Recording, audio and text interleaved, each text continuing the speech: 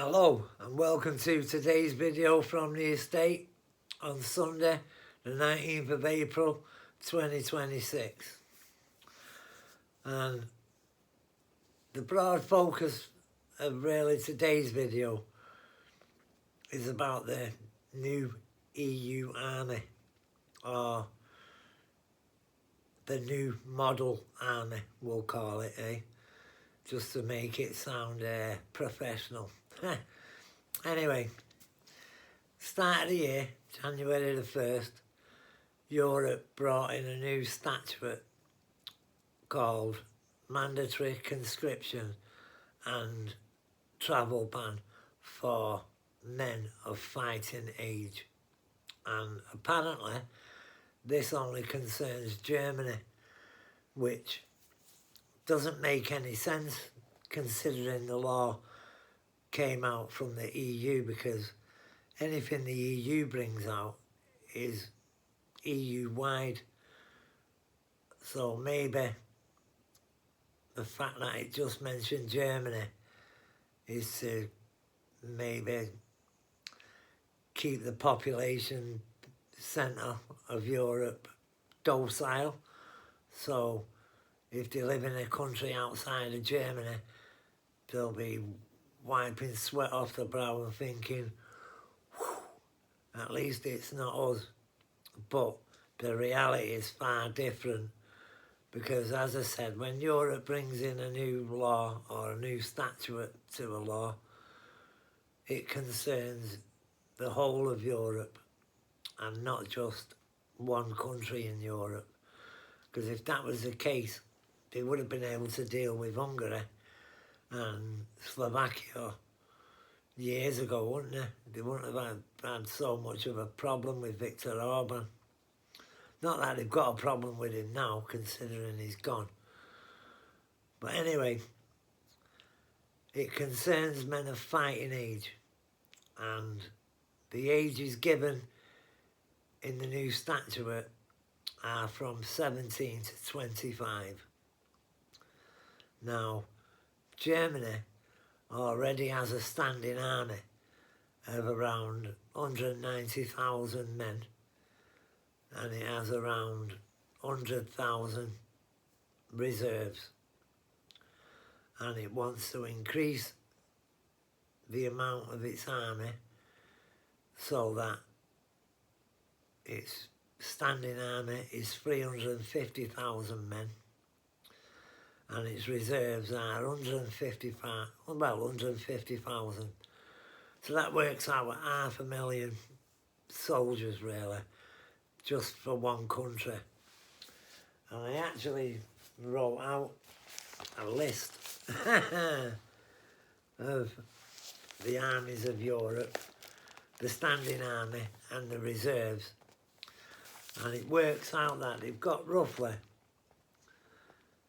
between 2 and 2.5 million men as a standing army, and they've got around about 1 million men in reserves. And if they try to increase each country's standing army, and we take Germany as the format, Germany's basically increasing its army by double, yeah, and its reserves by about 3/4.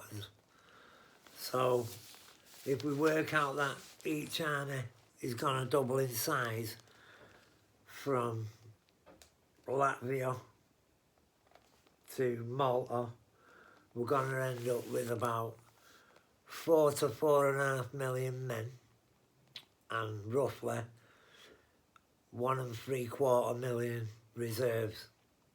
So round about 7 million men are going to be in this army.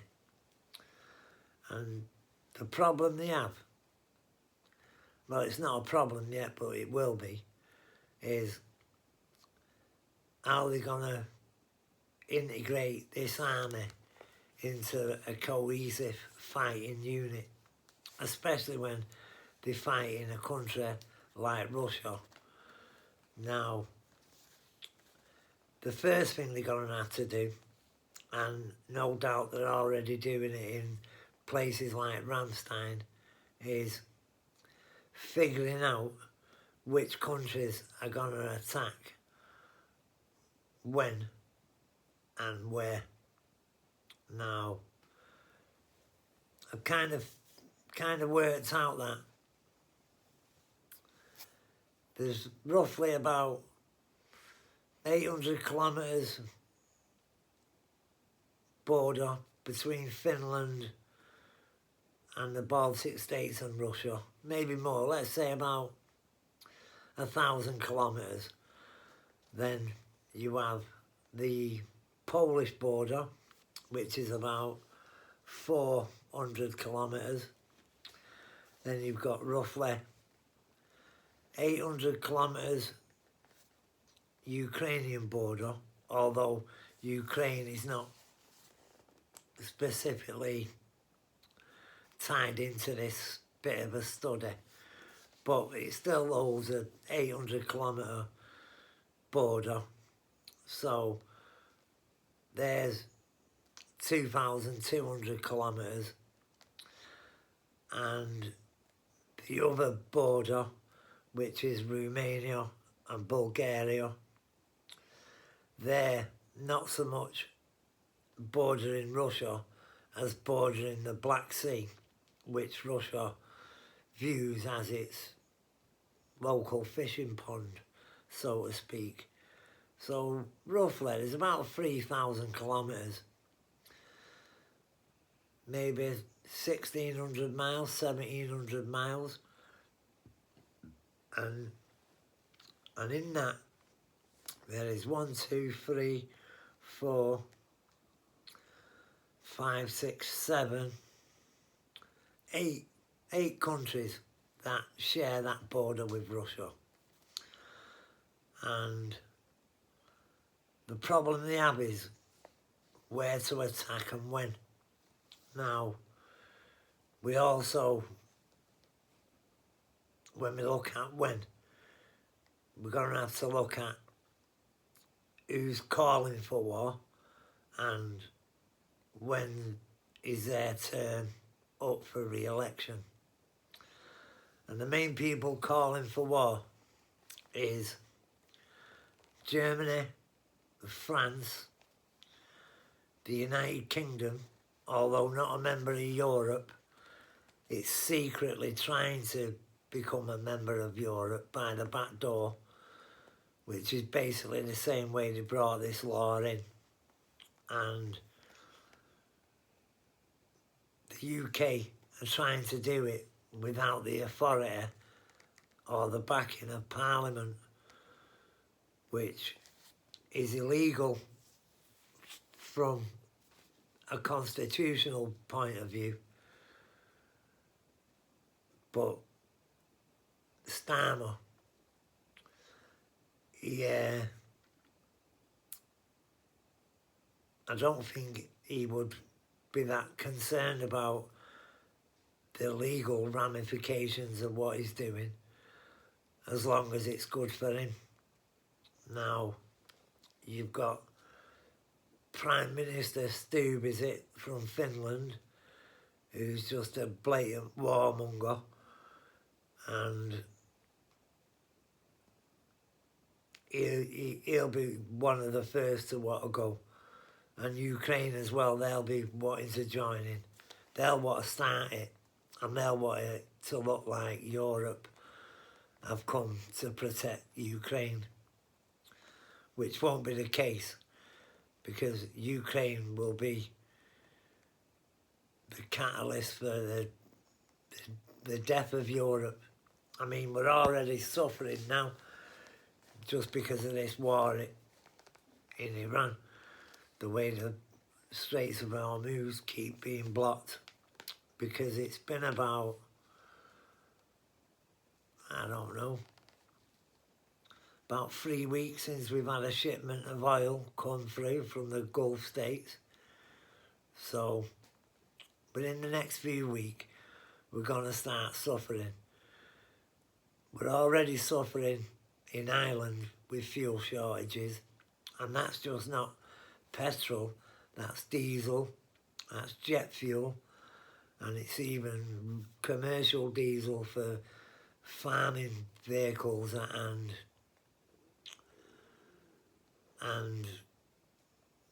well, basically, yeah, just farming vehicles and construction vehicles. They use red diesel as well. So Southern Ireland is suffering bad.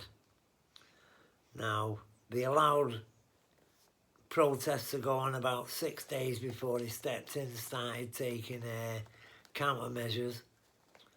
And I've not seen anything on the news lately about Ireland, and that could be because they are,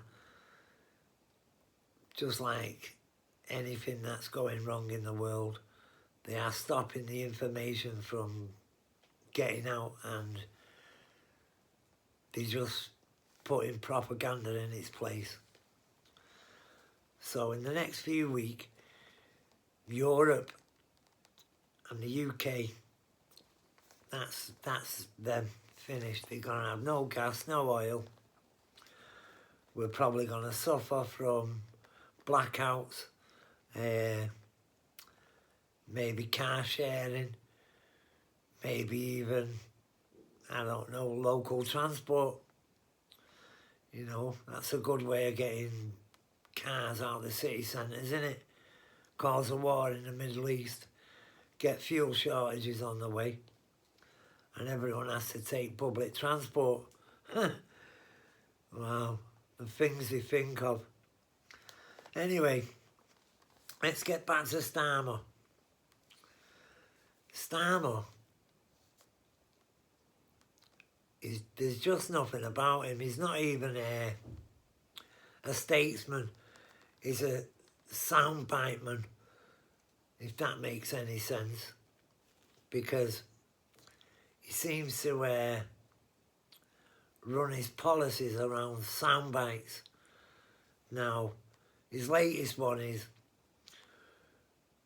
the United Kingdom is prepared for what's coming from the Gulf region. Yeah, of course we are. We're not prepared. Can't you see everyone just flying about everywhere in the cars? Hey, even taxis, they're all hybrids. You know, because petrol's getting scarcer, and eventually your electric cars are going to be no good, hybrids are going to be no good, normal cars will be no good, diesel or petrol. And I think gone are the days where the public got around on private transport, meaning their own vehicles. Anyway, Starmer is adamant that he's joining Europe, and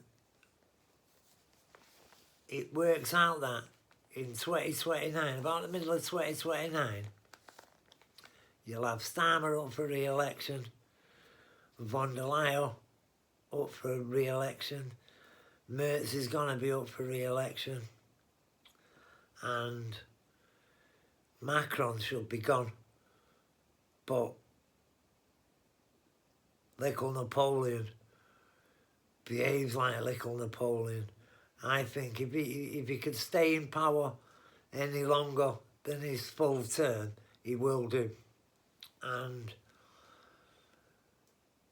like I say, Europe are going out the way to antagonise Russia into committing an act of aggression against them. I say that because they're allowing the Baltic states to use their airspace for launching drones, and they know the drones have been launched from there because of the way they've ended up in Finland. Also, the other day, Ukraine launched 13 drones against Russia. 13. and apparently fragments of drones have been found in Estonia, I believe, or could be Latvia, one of the Gulf states, the Gulf, one of the Baltic states anyway. And it looks like the 13 drones were cover for launching drones from the European Union airspace.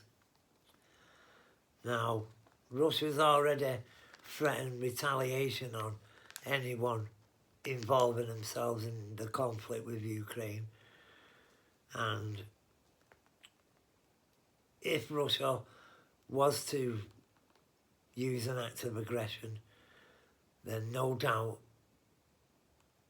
the European Union will declare war on Russia. It will instigate martial law, which means that every government that's in power now will stay in government. It seems that the only government who's not up for war is Spain. They've politely refused America access over their airspace to get to the Gulf states. And I've been sick of hearing Starmer say the same thing, although he's allowing bombers to be loaded up at Lakenheath and one or two other air bases in the United Kingdom, but only in a defensive capacity, and they're keeping an eye out to make sure that that's how they're being used. Yeah, you wish, Starmer. You're just doing as you're told, full stop. Yeah? We've had the same with a few other countries. Italy, they said they refused them access to their airspace. Well, I've seen over the last few days the amount of air traffic that's going from not just America but from EU countries, and they're flying over whatever airspace they want. I don't think they're concerned with you can't use our airspace. What are they going to do? Shoot it out of the sky? I doubt it very much. I think what they're doing is they're allowing America leeway and the ability to use their airspace because they need America. You've got Starmer, Macron and Merz saying that they're in discussions with 40 countries about sending a defensive coalition to keep the Straits of Hormuz open. Now, I don't see how that's defensive when all it can do is attack, and it doesn't really want to do that. I mean, these 40 countries, what navies do they have to speak of? I think the biggest navy in Europe is the French Navy, and they've got really nothing. They've got 2 aircraft carriers, and I think they're in a worse state than the ones that are in dock in America, being rebuilt from the keel upwards. So, can't see. All right, let's say the 40 countries all get involved, they all send a ship each. That's 40 ships. That's not defensive. That is for interdicting shipping and hopefully being able to interdict Russian tankers and container ships, bulk carriers, anything to do with Russia, they'll want their hands on. They have tried unsuccessfully to antagonise Russia or by interdicting their ships. and Russia's now escorting their fleet of tankers and commercial shipping with their navy. You know, they're sending military assets to keep an eye out, stop people taking advantage of them. America's extended its sanctions relief on Russia for another 30 days. And you've got Zelensky Stein moaning that, oh, they're going to be using this money to keep the war going. I don't think Zelensky Stein has any idea. I have more of an idea of what's going on than him. And Russia was using between 8 and 10% of its GDP to conduct this special military operation. Ukraine's bankrupt. Ukraine is relying on 90 billion from Europe to keep the war going till the end of the year. Now that's, what, 7-8 months? Now that's 10 billion a month. That's ridiculous, you know, because what happens at the end of the year? We've got to give them another 150 billion, 200 billion. The countries in Europe can't afford it, and with this fuel problems and all the other problems that come with it, like fertiliser, acids, helium gas, all things that are needed to keep our economies going, all that stopped as well. Now, a few countries are lucky they've been stockpiling, but Europe hasn't. Von der Leyen has just been ecstatic that they've been able to stop Russian gas and oil in the European markets apart from Hungary and Czechia, is it called? Slovakia. And it won't be long before they're gone. I think they've got until 2030, and I do believe that they'll carry on signing contracts for cheap gas and oil. You know, they're going to have to. And I think the longer this war goes on in the Middle East, the more individual countries in Europe are going to start making their way to Moscow to see if they can buy Russian gas and oil. I wouldn't want to say, hopefully, Putin will say no, but I'm thinking that he will say no. I don't think he wants to deal with Europe. All he's found with Europe is that as bad as America for stabbing you in the back. Now, von der Leyen, she just reminds me of Goebbels, Himmler and Hitler in one. And there was a few conspiracy theories about family and their involvement in the Second World War, but we all know that Germany wrote its own history after the Second World War. If any of you have watched my previous videos, do you remember the story about Kurt Waldheim, an SS intelligence officer from the Balkans who was 30 kilometres away from an extermination camp? He was 30 yards away from individual executions carried out on the base where he was stationed. Yet, you know, people believed him when he said he didn't know what was going on. And that's a Nazi. And, you know, he ended up the president of Austria. He was a United Nations commissioner for 10 years. And the worst thing of all is, remember the gold record they put on Voyager 1, the spacecraft that they've sent out of the solar system? Well, his voice is on that record. Now, like I said then, he's not the only Nazi who made it in politics after the Second World War. And regardless of what anyone says, when Nazis came to power, they brought with them ideological behaviour.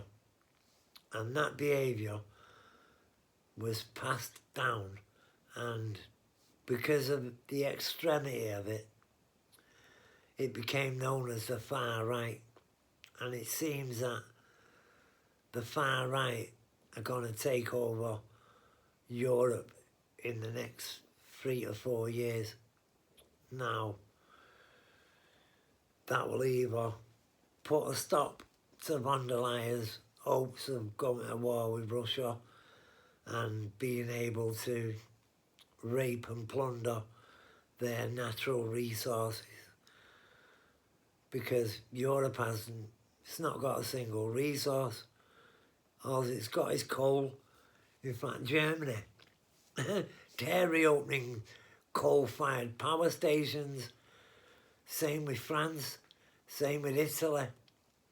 They've actually shut down nuclear power plants where they had an abundance of cheap energy, and are now reintroducing coal-powered furnaces.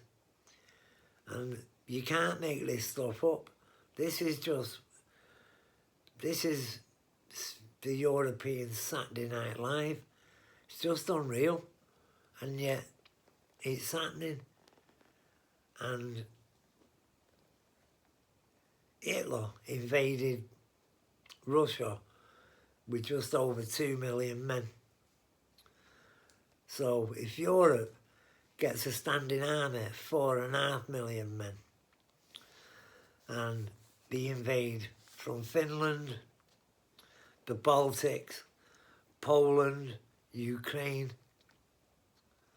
then Russia's going to be stretched. But the difference between Russia and Europe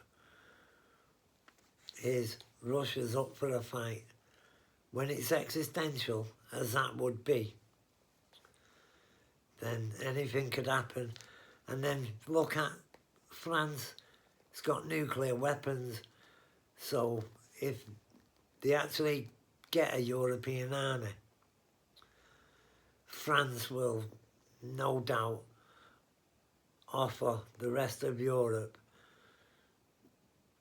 cover from its nuclear arsenal, which means that 2 nuclear-powered countries will be fighting each other. That's where America's been different.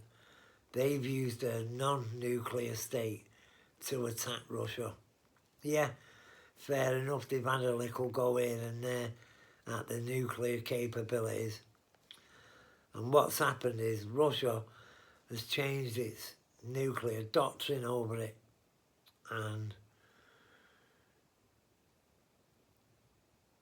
you know, if a nuclear-powered country now uses a non-nuclear powered country to attack it, it will treat that country as if it has nuclear weapons. It can't do it at the moment with Ukraine because it's only just passed the law. But any new outbreaks of war, that's what will happen. Russia will treat them all like nuclear armed countries. Now, I already think that before 2029, we're going to be calling war against Russia and martial law in Europe and the UK. That then leaves us with the governments that are in power now. I mean, they can't run the country without war. God help us if we're at war and they're still trying to run the country. The outcome's just, it's not even worth thinking about. And I'm not going to think about it in this video, so you're pretty lucky there. But this is what's happening. What other point I want to make is all the migrants that are now infiltrated all of the European Union, apart from Hungary, which, if Ursula von der Leyen has her way, that'll soon change. But have you noticed they're always mentioned of men of fighting age? It's like it's been a soundbite without any reason for it to be a soundbite. Yet it kind of makes a bit of sense now, doesn't it? Because they should be the first ones that are conscripted into a European army. And there's what, roughly 3 to 5 million men of fighting age who are migrants, who have not been given citizenship. What if for citizenship they have to join the army? How many do you think will? Because if they don't, where are they going to go? They're just going to get slung, aren't they, back where they came from. And regardless of whether they go back to where they came from or just in the area, the region, they'll be going back. Now, it won't affect the size of the European army, but if they happen to sign up, then you're talking it's a 10 million plus European army. Now, von der Leyen has already put an 800 billion price tag on it, and that's nowhere near enough. That you'd be lucky just to buy an assault rifle and ammunition for 7 million men with that amount of money. So I'd say 800 billion, what, just to get it up and on the rails, and then every year after that, you're talking it's going to cost another $250 billion to €500 billion just to keep it up to date. And by the end of it, we'll all be aggressive begging like Zelensky Stein does. But since he's have you noticed, how he speaks differently now, and how he sounds like he's intelligent rather than just a idiot, far-right, neo-Nazi thug. And that's because Sir Keir Starmer's military advisor, Jonathan Powell, he's now working with Zelensky Stein, and I think he's had speech lessons and well, he might not have even learned the meaning of some of the words he says, but his speeches are now being wrote for him, not by Ukrainians, but by a British man, Jonathan Powell.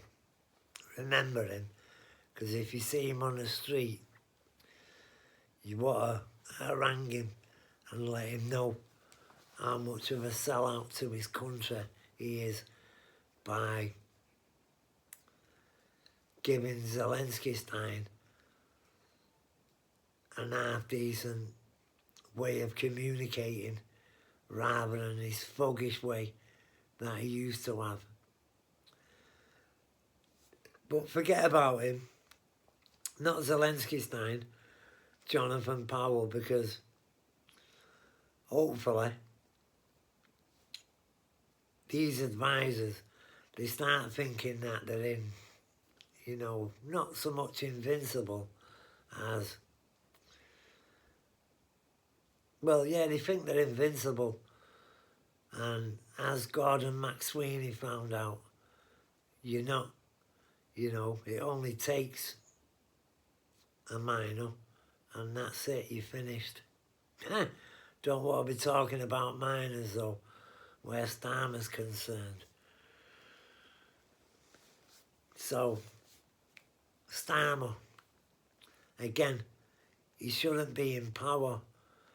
I know, just by a timeline, that he knew about Mandelstein in 2010 when he got caught passing sensitive documents to Epstein. I find it impossible to believe that the Director of Public Prosecutions didn't know what Mandelstein got up to. But again, maybe Mandelstein had something on Sir Quay, and that's why he had to do what he did. And I think Mandelstein was made ambassador to the US to keep the US involved in Ukraine. But he's already stated categorically, Trump, hasn't he? Ukraine's your problem. You deal with it. Now, that might have been bluff and bluster when he first said it, but since this fiasco in the Middle East, I think he means it more than ever.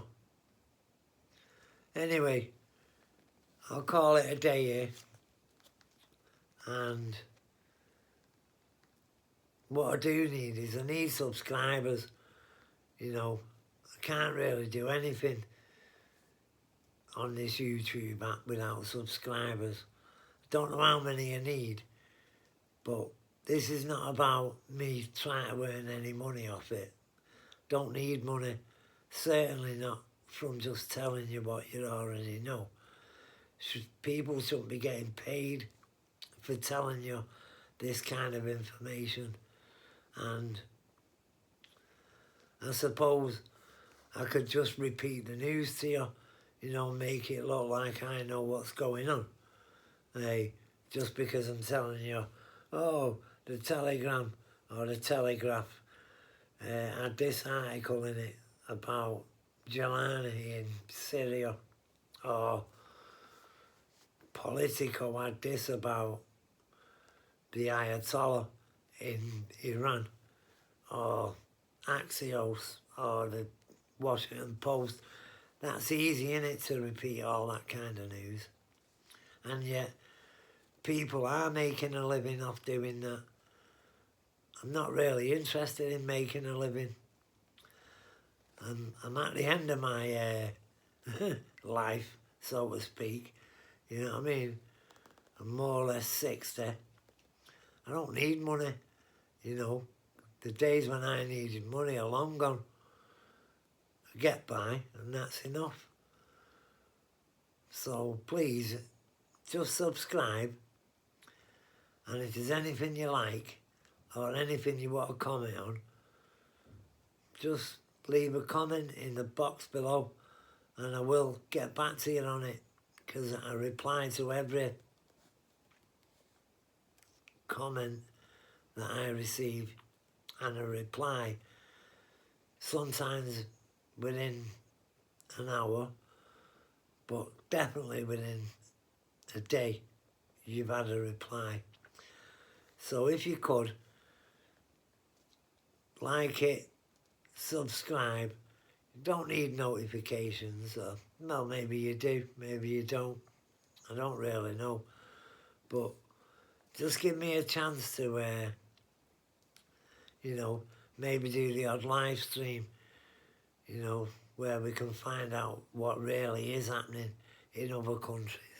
Because I do know people abroad, people who, you know, they're just citizens of normal countries, but they're suffering just as much as we are.